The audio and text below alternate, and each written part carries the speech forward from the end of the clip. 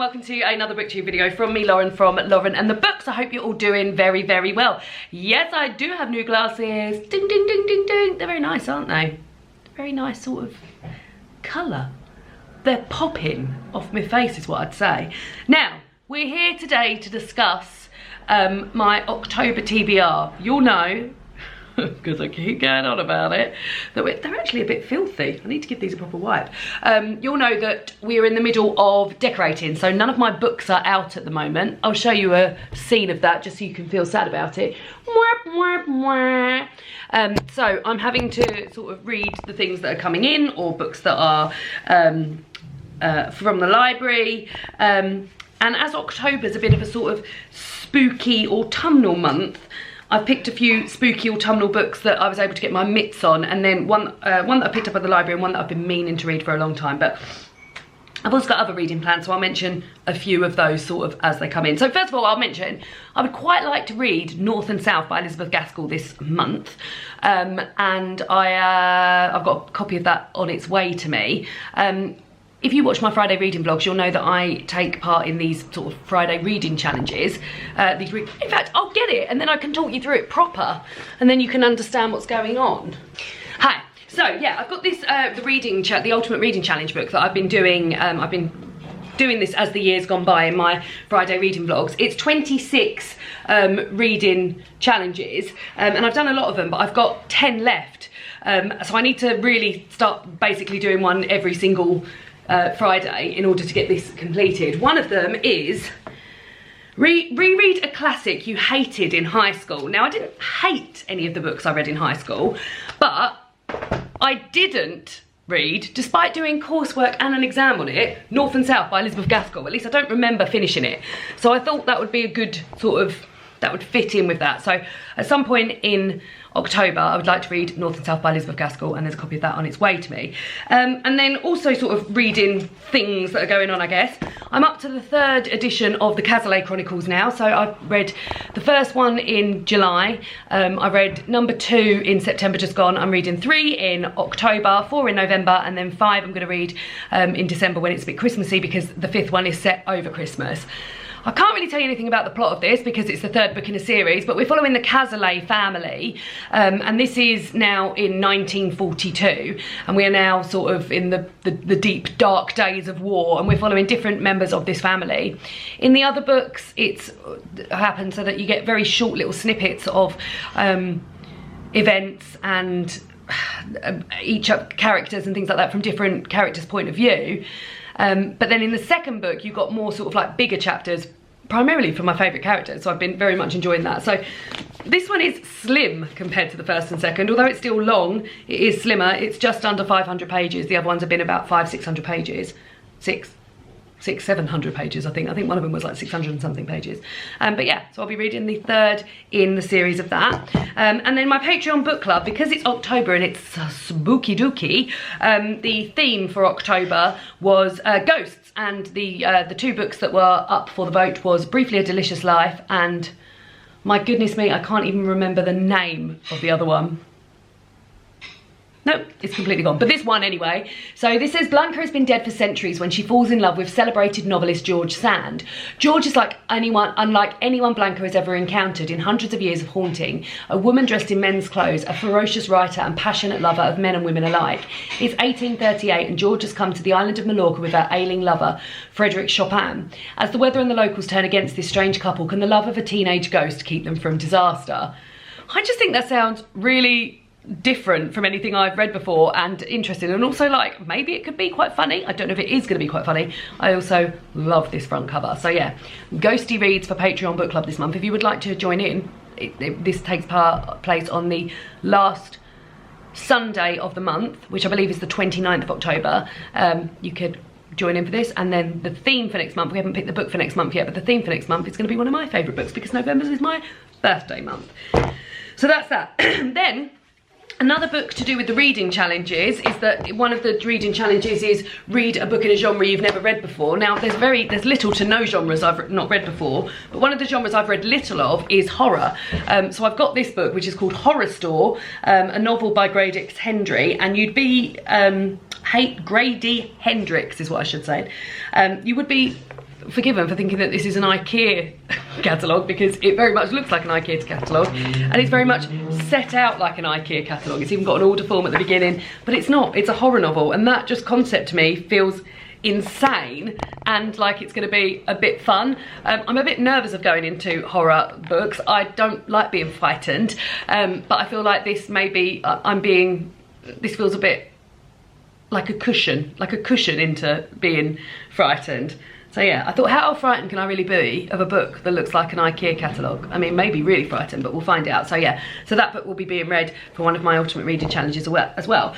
And then we've just got 3 more books. So one that I picked up from the library today, which I think I might have hauled in a library haul before, because I got this out from the library and had to return it because I didn't get around to reading it and somebody else needed it. This is a thriller, and I thought, October, good month for thrillers, and this is Babysitter by Joyce Carol Oates. It said, in the waning days of the 1970s, in the wake of unsolved killings that have shocked Detroit, the lives of several residents are drawn together with tragic consequences. There's Hannah, wife of a prominent local businessman who has begun an affair with a darkly charismatic stranger, Mikey, a canny street hustler, and the serial killer known as Babysitter, an enigmatic figure at the edge of elite Detroit.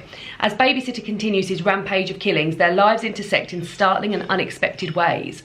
Powerful, riveting and completely unforgettable, Babysitter is a thrilling work of contemporary fiction that exposes the darkest sides of human desire and asks, how far will you go to protect the one you love?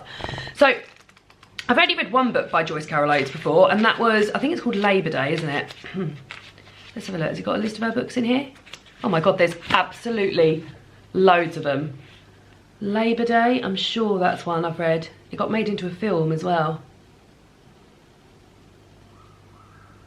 Am I thinking of the right person? Who wrote Labour Day then? I'm sure it was Joyce Carol Oates. I've just seen that she wrote the book Blonde, which is about Marilyn Monroe, that I got out from the library as well and didn't. Labour Day book. Joyce Maynard. Not the same person. In which case, I've read nothing by Joyce Carol Oates. That's so funny. Yeah, so I've never read anything by her before. Let's see how we get on with it. Then I've got Indelicacy by Amina Kane. I thought this sounded very Halloweeny spooky. So this is a ghostly feminist fable about class, desire, friendship and the battle to finding one's true calling. In an undefined era and place, which I love by the way as a concept, a cleaning woman at a museum of art aspires to do more than simply dust the paintings around her. She dreams of having the security and time to use her mind and the liberty to be a writer. She escapes her lot by marrying a rich man, but having gained a husband, a house, high society and a maid, finds that her new level of life of privilege is no less constrained. Not only has she taken up different forms of time-consuming labour, social and erotic, but she is now, however passively, forcing other women to clean up after her. Perhaps a more drastic solution is necessary. It says, reminiscent of a lost Victorian classic in miniature, Indelicacy is at once a ghost story without a ghost, a fable without a moral, and an exploration of the barriers faced by women in both life and literature. Sounds bloody great, doesn't it? David! You got your headphones on, David? I've just remembered, he's not answering me. I've just remembered one more book that I'm reading in October, be it at the very beginning of October, but let me get it anyway. I've got to been up and down like a bloody fiddler's elbow this video, haven't I? Right, okay, so the last 2 books then. So the last book that I haven't started reading is Underground by E.S. Thompson. Again, death. Thought it sounded quite autumnal, and it's only just come out, so this has been sent to me by the publisher. So it says, in the darkness her face glimmered like polished bone, white but with a bluish tinge. Her lips were dry and cracked. I saw them move, a black tongue pass over them as if she was trying to speak, but she made no sound. A plague is coming to London, dreaded more than the devil himself. Cholera, the Blue Death, spares no one. As fear grows across the city, Jem Flockhart and Will Quatermain are called to the bedside of a dead man murdered and with his throat torn out in the back room of a brothel. When an innocent man is taken to Newgate, Jem and Will have until execution day to save him. The search for the identity of the corpse and the killer takes them to the gates of Blackwater Hall, home to the secretive and corrupt Mortmain family. With the approach of autumn, no one is safe, for the fog brings with it an evil and poisonous sickness, the perfect shroud for murder. When family secrets are prized out into the open, people begin dying, but who or what is this cause? Searching for answers, Jem and Will were driven underground to the passages and tunnels beneath the city's teeming streets. Here their adversary proves to be even more elusive and more deadly than ever. So I believe this is in a series. I believe I'm right in thinking, yeah, the Jem Flockhart books I mean, here's a quote from Kirsty Logan. The Jem Flockhart books are the best I've read in years. Jem is just my kind of heroine. Scarred, smart, complex and unapologetically queer. So it sounds great, doesn't it? So yeah, that will be being read as well. So there's one book that I have started reading and I'll be getting finished early doors because I'm actually filming a podcast episode about this. So this is Lark to Candleford by Flora Thompson. I mean, look at how adorable this little tiny, I feel literally like I'm in an Austen novel. Like, you know when you see adaptations and they're reading books in like little window coves and the books are so small in their hands, that's what I feel like when I'm reading this. So I've just joined the team of a new Archers podcast. Archers is a radio soap that's been running in the UK for like loads of time, like 70 years. And I've just joined the team of All About the Archers. So there's 4 of us and we're running a podcast where we talk about the Archers midweek. So there's an episode that goes live every Tuesday and we talk about what's been happening so far that week in the Archers. As I said, there's 4 of us. We take it in turns to host. The podcast has been running for 2 weeks now and it's my turn to host on Tuesday, which I'm very, very excited about, which is like literally the Tuesday coming up. So if you are into the Archers, and if you're not, then you might be, because it's really like fun to listen to. You can find the podcast All About the Archers on all good podcasting apps. And yeah, so I'll be hosting the episode, the normal episode, but we're doing a bonus episode about Lark to Candleford. So within the Archers, everyone who lives in Ambridge, which is the fictional village where these people are living, have been getting very, very much into Lark to Candleford and discussing it and talking about the characters and about how similar it is to life, like where they are and things like that. There's a lot of farming that goes on in here, as there is in the Archers. And yeah, so me, Philippa and Katie are going to be filming a bonus episode where we talk about this book. We were all shocked at how big it is. I mean, this doesn't look that big, but it is like over 600 pages. So I've got to literally read 100 pages a day, and I'm filming this on Friday, which is Friday reading vlog day, and I'm only up to page 148. So I need to get to page 200 by the end of the day, and I'm about to go out to my cousin Laura's house.